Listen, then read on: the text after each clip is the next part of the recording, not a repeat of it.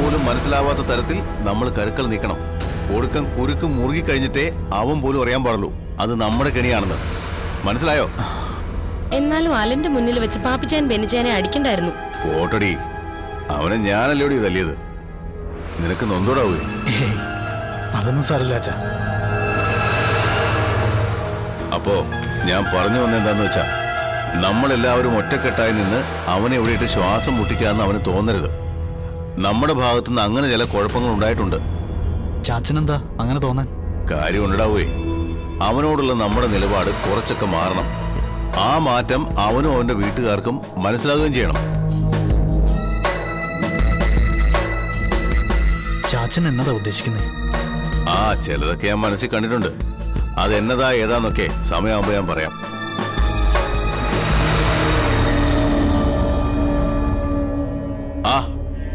അന്ന കുഞ്ഞാടുന്ന് പള്ളിയിൽ നിന്ന് നേരത്തെ ആണല്ലോ, എന്നാ പറ്റി? അച്ഛൻ നിങ്ങളുടെ കാര്യം പ്രത്യേകം ചോദിച്ചു. പള്ളിയിലോട്ട് കാണാറേ ഇല്ലല്ലോ എന്ന്. ഓ, അതിപ്പോ അരമനയെന്ന് വല്ല പിരിവിന്റെ കാര്യത്തിനും ആയിരിക്കും. അങ്ങനെ എന്നതിലും ഉള്ളപ്പോഴല്ലേ അച്ഛന് നമ്മളെപ്പോലുള്ളവരെ ഓർമ്മ വരൂ. പിന്നെ ഞങ്ങൾക്ക് എല്ലാവർക്കും വേണ്ടി നീ ഏതു നേരവും പള്ളിയിൽ ഞാന്ന് കെട്ടി കിടക്കുമല്ലയോ, അത് തന്നെ ധാരാളം അല്ലയോടാവേ. അപ്പോഴേ എല്ലാവരോടും കൂടി പറയാ, നമ്മുടെ മരുമോന്റെ പെങ്ങള് വെച്ചില്ലയോ, ആ പെണ്ണിന് നമ്മുടെ കെയർ ഓഫിൽ ഒരു ആലോചന ഒത്തു വന്നിട്ടുണ്ട്. എല്ലാം ഒത്തു വരുവാണെങ്കിൽ ആ പെങ്കൊച്ചിന് ചെറുക്കനെ ഇഷ്ടപ്പെട്ട ഞാനായിട്ട് മുന്നിട്ട് നിന്ന് അതങ്ങ് നടത്തി കൊടുക്കാന്ന് വിചാരിക്കാം.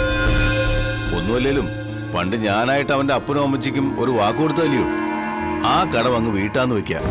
എന്റെ കർത്താവേ, നേരാണോ നിങ്ങൾ ഈ പറയുന്നേ? അല്ലെന്ന് തോന്നാൻ നിനക്കിപ്പോ പ്രത്യേകിച്ച് വല്ലതും സംഭവിച്ചോടിയേ? ആരാ ചാച്ച പയ്യൻ? അതൊക്കെ വഴിയെ പറയാടോവേ. ആദ്യം പെണ്ണിന്റെ കാരണവരുമായി ഞാനൊന്ന് സംസാരിക്കട്ടെ.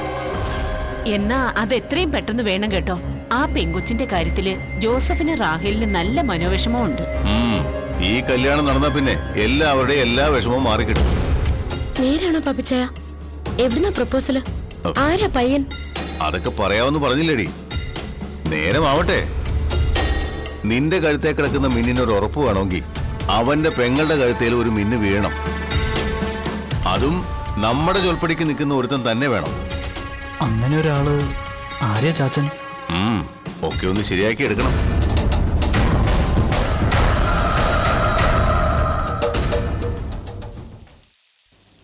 അതൊരു നല്ല കാര്യമാണല്ലോ അമ്മച്ചി. പെട്ടെന്ന് എന്താ അപ്പച്ചൻ അങ്ങനെ തോന്നാൻ? നല്ല ബുദ്ധിയും മനസ്സോ അങ്ങേർക്ക് കൊടുക്കണേന്ന് ഞാൻ മുട്ടിപ്പായി പ്രാർത്ഥിക്കുന്നത് കർത്താവ് തമ്പുരാൻ കേട്ടേന്റെ ഗുണമായിരിക്കും. അല്ലാതെ ഞാൻ എന്നാ പറയാനാ? എന്നതാണേലും ആ നാവ് കൊണ്ട് അങ്ങനെ ഒരു നല്ല കാര്യം കേട്ടല്ലോ, അത്രയും ആശ്വാസം.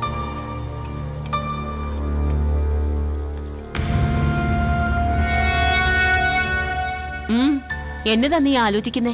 അല്ല, സൈനിയോ ബെന്നിച്ചേനോ അറിയുമ്പോ ഇനി ഇതിന് ഇടങ്കോലിടുമെന്ന് എന്റെ പേടി. ഇനി അവരെന്നാ തടസ്സം പറയാനാ? അവരും കേൾക്ക് തന്നെ അപ്പച്ചനത് പറഞ്ഞത്. ഒന്നോർത്താ അത് വേണ്ടത് തന്നെയല്ലയോ. ആ കൊച്ചിന്റെ കെട്ട് നടത്തി കൊടുക്കാന്ന് പറഞ്ഞല്ലയോ അമ്മീ മിന്നുകെട്ടി നടത്തിയത്. എന്നിട്ട് അതിനായിട്ട് ഒരു താല്പര്യവും കാണിച്ചില്ല എന്ന് മാത്രമല്ല, ആ കൊച്ചിന് വന്ന നല്ലൊരു ആലോചന ഇവളായിട്ട് മുടക്കുകയും ചെയ്തില്ലയോ. പിന്നെങ്ങനെയാ അവനും അവന്റെ വീട്ടുകാർക്കും ഒക്കെ ഇവളോടൊരു അടുപ്പവും മമതയൊക്കെ തോന്നുക? ഏതായാലും അപ്പച്ചന്റെ ഈ തീരുമാനം ചിലപ്പോ ഗുണം കണ്ടേക്കും അമ്മച്ചി. നമ്മളായിട്ട് മുന്നിട്ട് നിന്ന് അനിതയുടെ കല്യാണം നടത്തിയ അലനും അത് സന്തോഷമുള്ള കാര്യമായിരിക്കും. അല്ല, പയ്യൻ ഏതാന്ന് വല്ലതും? അതൊന്നും എന്നോട് പറഞ്ഞില്ല, ഞാനോട്ട് ചോദിക്കാനും പോയില്ല. നിനക്കറിയാലോ, എന്നതേലും ചോദിച്ചാ പിന്നെ എന്റെ അപ്പനും അപ്പന്റെ അപ്പനും ഒക്കെ കുഴിമാടത്തിൽ നിന്ന് ഇറങ്ങി ഓടുന്ന വർത്താനേ നാവിന്ന് വരും. എന്നതാണേലും ഇത്രയും ചെയ്യാൻ ഒരു മനസ്സലിവ് അധികാന് തോന്നിയത് ഒരു മഹാഭാഗ്യമായിട്ട് കരുതിയാ മതി. ഇതോടുകൂടി എല്ലാം അങ്ങ് ശരിയാവണേന്നാ ഇപ്പോഴത്തെ എന്റെ പ്രാർത്ഥന. നടക്കും അമ്മച്ചി, എല്ലാം അതിന്റെ വഴിയെ തന്നെ ഭംഗിയായി നടക്കും. നമ്മുടെയൊക്കെ പ്രാർത്ഥന കർത്താവ് കേൾക്കാതിരിക്കില്ല.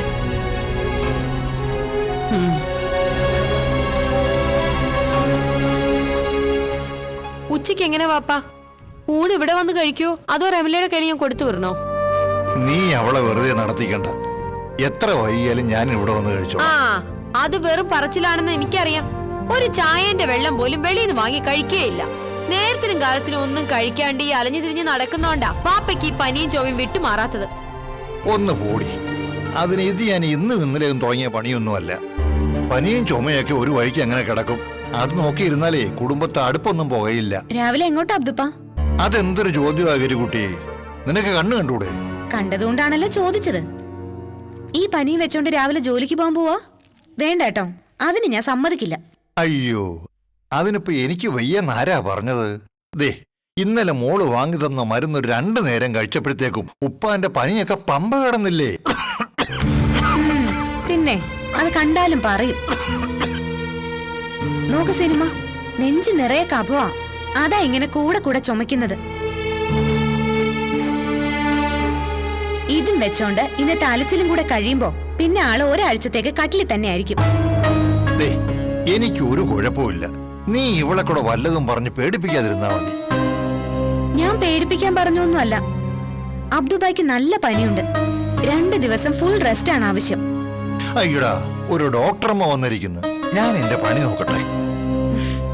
പറ്റില്ല, അബ്ദുബ ഇന്ന് പോവാൻ ഞാൻ സമ്മതിക്കില്ല. ദേ, ഗൗരിമോളാ പറയുന്നത്.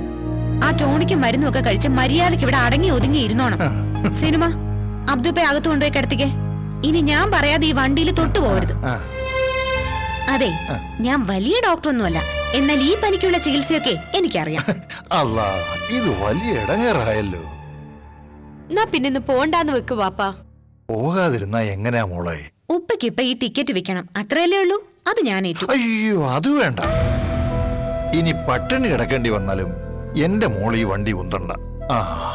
അത് ഞാൻ ഇന്നലെ തീരുമാനിച്ചതാ. അതിനു വേണ്ടിയാണ് പനിയെന്നും പറഞ്ഞ് എന്നെ ഇങ്ങനെ വിലക്കുന്നതെങ്കിൽ അത് നടക്കില്ല. നടക്കും. അബ്ദുബായ്ക്ക് സുഖമില്ലാത്തതുകൊണ്ട് മാത്രമല്ല, എനിക്കിപ്പോ ഇതുപോലൊരു തൊഴില് വേണം. 2 ദിവസം ഉപ്പ ഇവിടെ റെസ്റ്റ് എടുക്കുമ്പോഴേക്കും ഞാനും ഇതൊന്ന് പഠിച്ചെടുക്കട്ടെ. ഉപ്പയ്ക്ക് സുഖമാകുമ്പോഴേക്കും നമുക്ക് 2 പേർക്കും കൂടി ഇവിടെ ഒരു കലക്ക് കലക്കണം. റംല ലക്കി സെന്റർ എന്നൊരു പേരുവിട്ട് നമുക്ക് അത്യാവശ്യം വലിയ തോതിൽ തന്നെ ബിസിനസ് നടത്താം. എന്താ? വേണ്ട, അത് ശരിയാവില്ല. നീ ഇനി എന്തു പറഞ്ഞാലും നിന്നെ ഇതുമായി ഇനി കവലിറങ്ങാൻ വിടുന്ന പ്രശ്നമില്ല. ഇതേ നിന്നെ പോലുള്ള പെൺകുട്ടികൾക്ക് പറ്റുന്ന പണിയല്ല. എന്തുകൊണ്ട് പറ്റില്ല? എന്റെ ഹോസ്റ്റലിന്റെ അടുത്ത് എന്റെ അത്ര പോലും പ്രായമില്ലാത്തൊരു പെൺകുട്ടി ലോട്ടറി വിൽക്കുന്നത് ഞാൻ കണ്ടിട്ടുണ്ട്. അതുപോലെ എത്ര പേര്? അവരെ പോലാണോ എനിക്ക് നീ? വേണ്ട മോളെ, എന്റെ മേനോ സാറിന്റെ കുഞ്ഞിനെ സ്വപ്നത്തിൽ പോലും എനിക്ക് ആ കോലത്തിൽ കാണാൻ പറ്റില്ല. വേണ്ട, നീ ഇനി എന്തു പറഞ്ഞാലും ഈ അബ്ദുപ്പ സമ്മതിക്കില്ല. വേണ്ട മോളെ, ഇന്നലത്തേതൊരു നേരം പോക്ക്, അങ്ങനെ ഞങ്ങൾ കണ്ടിട്ടുള്ളൂ. അല്ലാതെ സ്ഥിരമാക്കാന്നൊക്കെ പറഞ്ഞാ അത് ശരിയാവില്ല. ശരിയാകും. നോക്ക് സിനിമ, ഞാൻ മോഷ്ടിക്കാനും പിടിച്ചു പറിക്കാനും ഒന്നും അല്ലല്ലോ പോകുന്നത്. പിന്നെ ഇതിലും നല്ല ജോലിക്ക് ഞാൻ ശ്രമിക്കാഞ്ഞിട്ടും അല്ലല്ലോ, എന്നെ അനുവദിക്കാഞ്ഞിട്ടല്ലേ. അപ്പൊ പിന്നെ സാധ്യതയുള്ളൊരു തൊഴിൽ തിരഞ്ഞെടുക്കുന്നു. അതിലെന്താ കുഴപ്പം? ഇതാവുമ്പോ എനിക്ക് നിങ്ങളുടെ സമ്മതം മാത്രം മതി. ആരുടെയും നിർബന്ധത്തിനോ ഭീഷണിക്കോ വഴങ്ങി എന്നെ ആരും പിരിച്ചുവിടാനും പോകുന്നില്ല. അത് മാത്രമല്ല, ഇതത്ര മോശം ജോലിയാണെന്നുള്ള അഭിപ്രായമൊന്നും എനിക്കില്ല.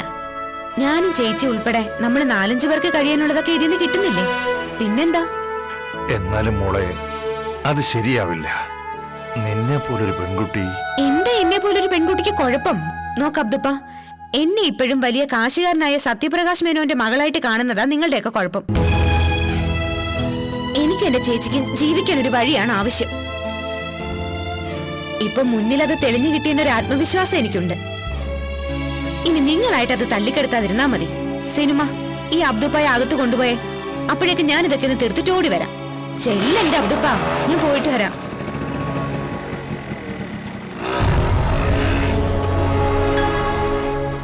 അല്ലാ, എങ്ങനെ കഴിഞ്ഞിരുന്ന കുട്ടികളാ.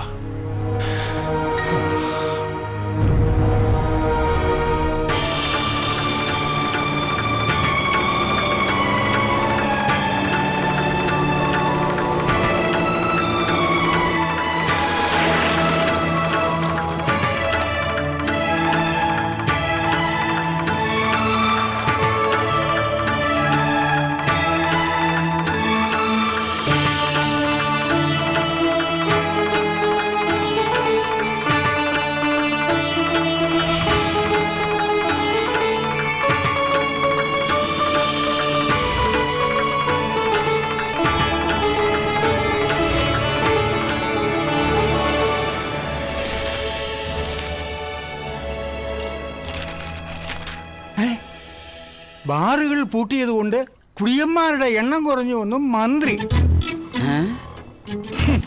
എവിടെ മന്ത്രി എന്തറിഞ്ഞിട്ടായി പറയുന്നേ? ബാർ അടച്ചാലും അടച്ചില്ലെങ്കിലും കുടിക്കണമെന്നുള്ളവൻ ആരെ കൊന്നാണെങ്കിലും കുടിക്കും. ലോക്കല് ബാർ പൂട്ടിയ കൂടിയ ബാറിൽ പോയി കൂടിയ വില കൊടുത്ത് കുടിക്കും. ആർക്കാ നഷ്ടം? നമ്മൾ പാവം ജനങ്ങൾ കുടിയന്മാർക്ക് തന്നെ. ആ, സർക്കാരിന് കിട്ടാനുള്ളത് കിട്ടുകയും ചെയ്യും. ജനങ്ങളെ പറ്റിക്കാൻ ഓരോ തട്ടിപ്പേ. അല്ലേ ഇത്ര കഷ്ടപ്പെട്ട് കുടിക്കുന്നത് എന്തിനാ? ഊറ്റാലേ ഉറക്കാൻ വരത്തുള്ള. കയ്യിലിരിക്കുന്ന കാശ് കൊടുത്ത് വല്ല വിഷവും വാങ്ങിച്ചു കുടിച്ചിട്ട് വീട്ടിലിരിക്കുന്ന പെണ്ണുങ്ങളുടെ മേക്കിട്ട് കയറാൻ കുറെ കുടിയന്മാരിറങ്ങിയിരിക്കുന്നു. എടേ, നിന്നെ പറഞ്ഞിട്ട് കാര്യമില്ല. ലോഹപരിചയം വേണം, ലോഹപരിചയം. തലയിലെ വലിയ കളക്ടർ പരീക്ഷ പാസ്സായ ആളല്ലേ ഈ പറയുന്നത്? ഇങ്ങോട്ട് ഇറങ്ങ്. എല്ലും തോലും 1.5 കാലേ ഉള്ളെങ്കിൽ വെയിറ്റിന് കുറവൊന്നുമില്ല. അവിടെ കുത്തിയിരിക്ക്. അയ്യോ, എന്റെ കൈ. നിന്റെ ഈ കുന്ത്രാന്റെ അടുത്ത് മാറ്റടി, എന്റെ കൈ ഇപ്പൊ പോയേനെ. നിങ്ങൾക്കത് പറയാം. അന്തിക്കും അസമയത്തും ഒക്കെ ഞാനിവിടെ നിന്ന് പിഴയ്ക്കുന്നത് ഇതിന്റെ ബലത്തിലാ.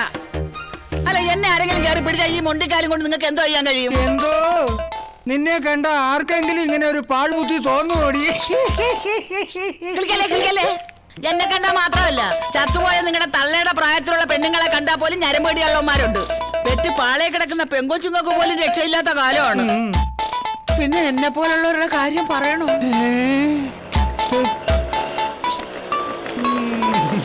പിന്നെ സ്ത്രീവിരുദ്ധ പരാമർശങ്ങൾ കേന്ദ്രം റിപ്പോർട്ട് തേടി. തൊഴിൽ മേഖല സ്തംഭനം.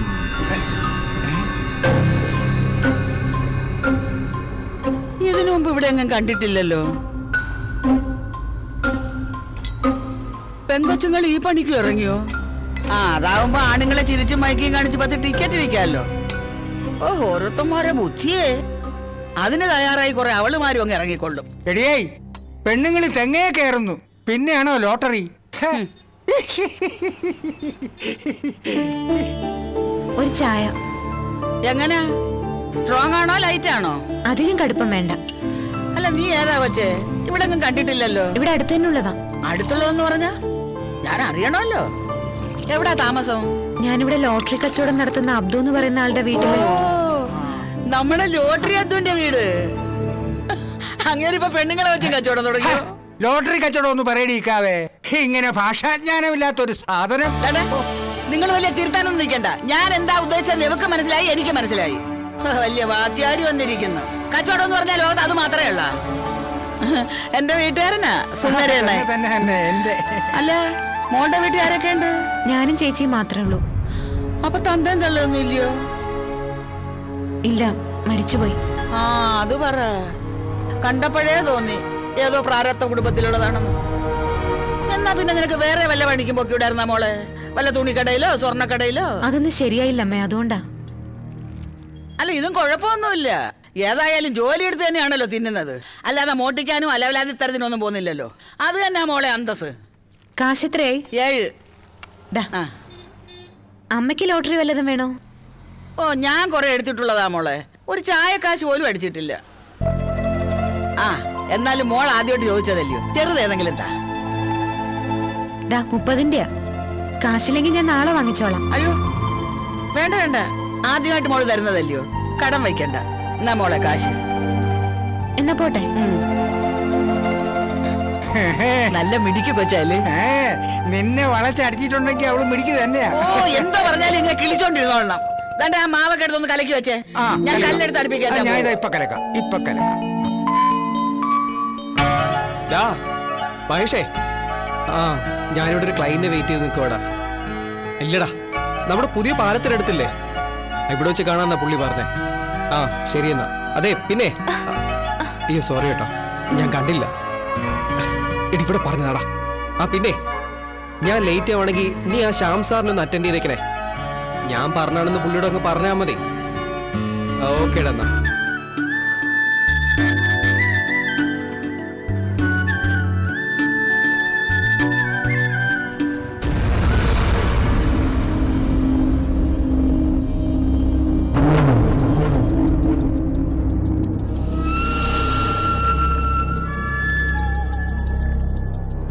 അയ്യോ, എന്റെ മാല.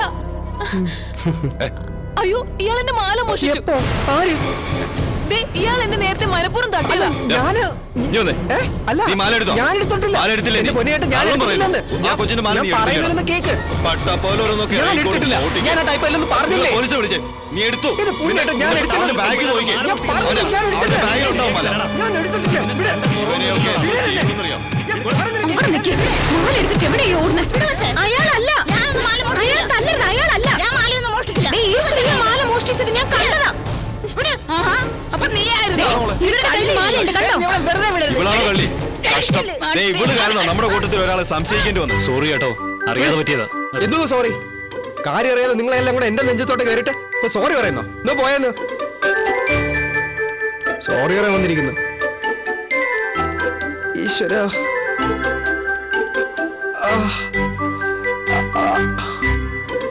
അയ്യോ ചോര. ഇന്ന് ആരെയാണോ എന്തോ കണിയേണ്ടത്?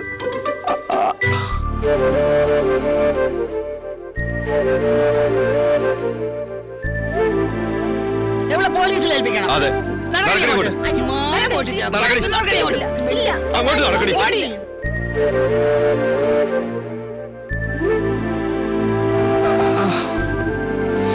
അയ്യോ. അതെ, താങ്ക്സ് ഉണ്ട് കേട്ടോ. ഒരുപാട് ഒരുപാട് താങ്ക്സ്.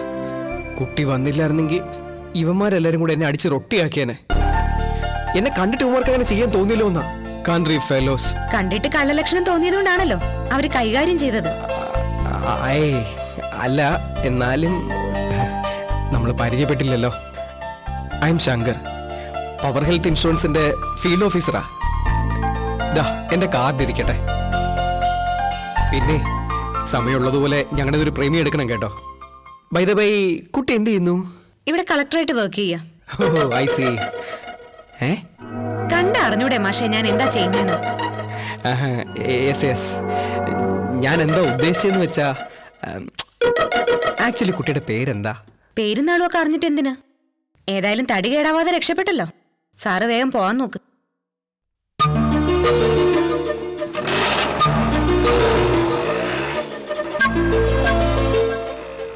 അമ്മോ, എന്തൊരു കുടിഞ്ഞ ജാട ഇവക്ക്. ഒരു താങ്ക്സ് പറഞ്ഞപ്പോ ഇങ്ങനെ. ഇവളെന്താ ആമ്പിളെ ആദ്യമായിട്ട് കാണുവാണോ?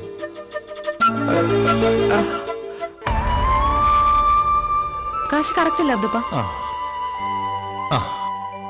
ദേ, ഇത് മോടെ കൈ ഇരിക്കട്ടെ. എന്താ ഇത്? എനിക്കെന്തിനാ കാശ്? അല്ല, മോളെ കണ്ട കാറ്റും വെയിലെല്ലാം കൊണ്ട് കഷ്ടപ്പെടുന്നല്ലേ, ഇത് വെച്ചോന്നേ. ഡേ അബ്ദുപ്പ, വെറുതെ തമാശ കളിക്കല്ലേ. അങ്ങനെ എനിക്ക് കാശ് തന്ന എന്നെ ശമ്പളക്കാരിയാക്കാനാണോ ഉദ്ദേശം? സിനിമ ഇത് കണ്ടോ? അബ്ദുപ്പ എനിക്ക് ശമ്പളം തരുന്നത്. വാങ്ങിച്ചോ മോളെ. നിനക്കോ ചേച്ചിക്കോ എന്തെങ്കിലും ഒരു ആവശ്യം വന്ന വാപ്പയോട് ചോദിക്കാൻ നിക്കണ്ടല്ലോ. ഇത്തിരി കൈക്കാശ് കരുതുന്നത് നല്ലതാ. വാപ്പ ദാനം തരുന്നൊന്നുമല്ലല്ലോ. നീ ജോലി ചെയ്തിട്ടല്ലേ? ആഹാ, അങ്ങനെയാണോ? എന്നാ ഒരു കണ്ടീഷൻ. ഈ കട്ടൻ ചായക്കും ഞങ്ങൾ ഇവിടുന്ന് കഴിക്കുന്നതിനും താമസിക്കുന്നതിനും ഒക്കെ സിനിമ എന്റെ കാശ് വാങ്ങുമോ? എന്നാ ഞാൻ ഈ കാശ് വാങ്ങിക്കാം. എന്താ?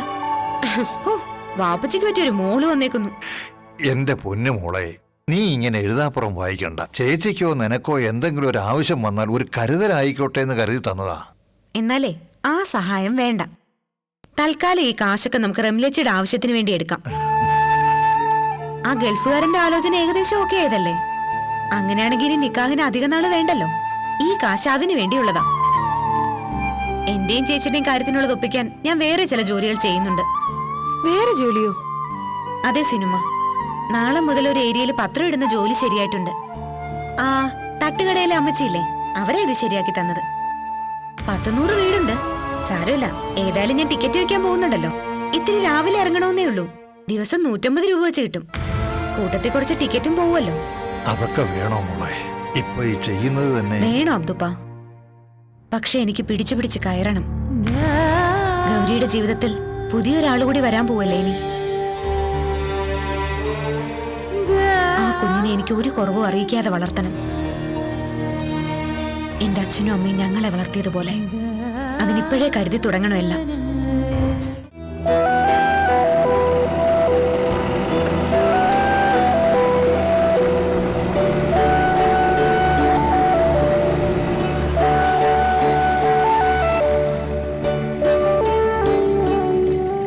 ഇതെന്താ ആള് മാറിയോ? ആ, ഇന്നു മുതൽ ഞാനാ ചേച്ചി ഇവിടെ പത്രം ഇടുന്നേ. എന്താ നിന്റെ പേര്? ഗൗരി. പോട്ടെ. അതെ വ്യാഴാഴ്ച വീക്കിലും കൂടെ വേണം. ആ അതെന്നോട് പറഞ്ഞിട്ടുണ്ട്.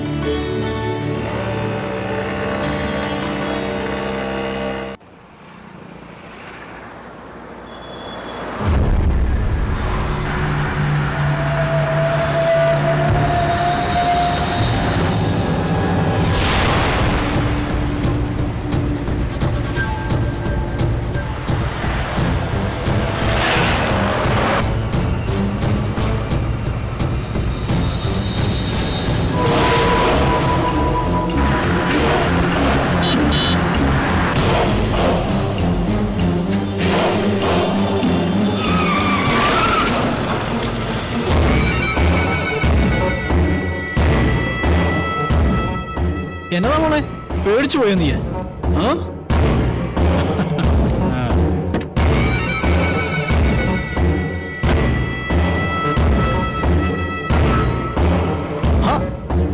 മൊത്തത്തിലുള്ള സെറ്റപ്പ് കൊള്ളാം. നമ്മൾ കഴിഞ്ഞ തവണ കണ്ടതിനേക്കാളും ആകെ ഒന്ന് മിനിങ്ങുണ്ട് നീ. അപ്പനും അമ്മയും ചത്തതിന്റെ ക്ഷീണമൊക്കെ ഒന്ന് മാറിയിട്ടുണ്ട്. എങ്ങനെയുണ്ട് മോളെ? നിന്റെ ആ കിളി പോയ ചേച്ചിക്ക് എങ്ങനെയുണ്ട് ഇപ്പോ? സുഖം തന്നെയല്ലേ? ആഹാ, പുതിയ പണിയൊക്കെ പഠിച്ചെടുത്തല്ലോ എന്റെ മോള്. കച്ചവടം ഇത് മാത്രമുള്ളോ അതോ? സർ പ്ലീസ് ഉപദ്രവിക്കരുത്. എങ്ങനെയെങ്കിലും ഞങ്ങളൊന്ന് ജീവിച്ചോട്ടെ. അയ്യോ, അങ്ങനെ അങ്ങ് അപേക്ഷിക്കില്ല മോളെ. എങ്ങനെയെങ്കിലും അങ്ങനെ ജീവിച്ചു പോയാൽ മതിയോ നിനക്ക്? പോരാ പോരടി മോളെ. ഞങ്ങളൊക്കെ ഇവിടെ ഇങ്ങനെ ഉള്ളപ്പോ നീ ഇങ്ങനെ ടിക്കറ്റ് വിറ്റ് കഷ്ടപ്പെടുന്ന എന്നത്തിനാ? പിഴച്ച് വഴി പിഴച്ച് ജീവിക്കണം നീ. ഈ നഗരത്തില് ഇനി അങ്ങനെ ആകണം സത്യപ്രകാശം മേനോന്റെ മക്കളുടെ മേൽവിലാസം. ആ കാഴ്ച ഒന്ന് കാണാൻ വേണ്ടിയിട്ടാടി ഞങ്ങൾ നിന്റെ പിറകെ എങ്ങനെ വിടാതെ പിന്തുടരുന്നത്.